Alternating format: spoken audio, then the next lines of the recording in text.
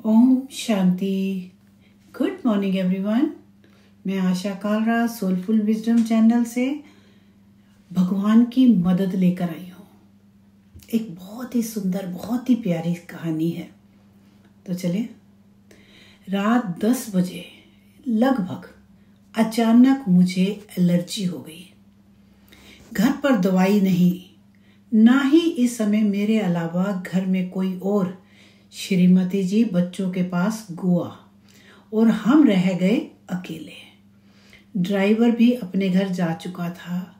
बाहर हल्की बारिश की बूंदें सावन महीने के कारण बरस रही थी। दवा की दुकान ज्यादा दूर नहीं थी, पैदल भी जा सकता था, लेकिन बारिश की वजह से मैंने रिक्शा लेना उचित समझा। बगल में राम मंदिर बन रहा था। एक रिक्शा वाला भगवान की प्रार्थना कर रहा था। मैंने उससे पूछा, चलोगे? तो उसने सहमति से सर हिलाया और बैठ गए हम रिक्शा में।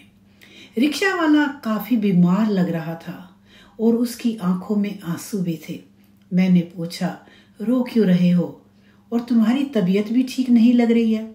उसने बताया, बारिश की वजह से 3 दिन से सवारी नहीं मिली और वह भूखा है, बदन दर्द भी कर रहा है। अभी भगवान से प्रार्थना कर ही रहा था कि आज मुझे भोजन दे दो, मेरे रिक्शा के लिए सवारी भेज दो। मैं बिना कुछ बोले रिक्शा रुकवाकर दवा की दुकान पर चला गया। वहां खड़े खड़े सोच रहा था, कहीं भगवान ने तो मुझे इसकी मदद के लिए नहीं भेजा? क्योंकि यदि एलर्जी आधे घंटे पहले उठती तो मैं ड्राइवर से दवा मंगाता। रात को निकलने की जरूरत ही नहीं थी और पानी ना बरसता तो मैं रिक्शे में ही नहीं बैठता। मन ही मन भगवान को याद किया और पूछ ही लिया भगवान से, मुझे बताओ, क्या आपने रिक्शे वाले की मदद के लिए भेजा है? मन ने जवाब दिया, हाँ। मैंने अपनी दवाई के साथ साथ रिक्शे वाले के लिए भी दवाई ली। बगल के रेस्तरां से छोले भटूरे पैक करवाए और रिक्शे पर आकर बैठ गया। जिस मंदिर के पास से रिक्शा लिया था वहीं पहुंचने पर मैंने रिक्शा रुकने को कहा।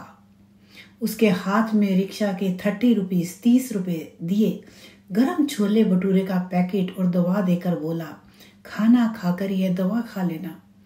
1 गोली ये दोनों अभी और एक कल सुबह नाश्ते के बाद।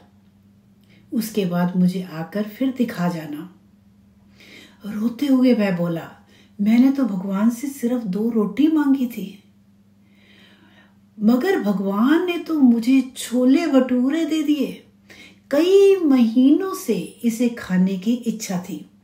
आज भगवान ने मेरी प्रार्थना सुन ली और जो मंदिर के पास उसका बंदा रहता था उसको मेरी मदद के लिए भेज दिया।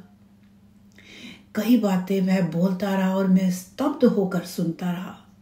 घर आकर सोचा कि उस रेस्तरां में बहुत सारी चीजें थी, मैं कुछ और भी तो ले सकता था, समोसा या खाने की थाली, पर मैंने छोले भटूरे ही क्यों लिए? क्या सच में भगवान मुझे रात को अपने भगत की मदद के लिए ही भेजा था? हम जब किसी की मदद करने सही वक्त पर पहुंचते हैं तो इसका मतलब उस व्यक्ति की प्रार्थना भगवान ने सुन ली और हमें अपना प्रतिनिधि बना, देवदूत बनाकर उसकी मदद के लिए भेज दिया। इसीलिए कहते हैं कि अचानक आए परोपकार, दान और मदद के मौके को कभी ना गंवाएं। क्या पता ईश्वर ने आपको मौका दिया उनके प्रतिनिधि के रूप में। तो देखिए, जब भी कभी ऐसे मौका मिले हमेशा उस मौके को चूकना नहीं। कहीं पर भी कोई गरीब की मदद करने पड़े, खाने से, कपड़े से, तो जरूर कीजिए, जरूर कीजिए। शुक्रिया everyone. Thank you so much.